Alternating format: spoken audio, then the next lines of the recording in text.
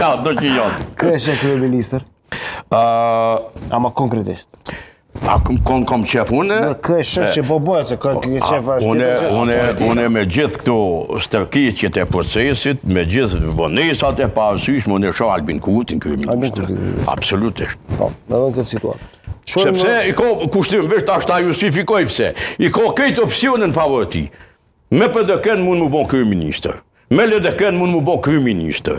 Me Aleoncën dhe Nismen mund më bon kryeministër. Në tri varianta i ka të hapta më bon kryeministër. Mund edhe plus me trafikim.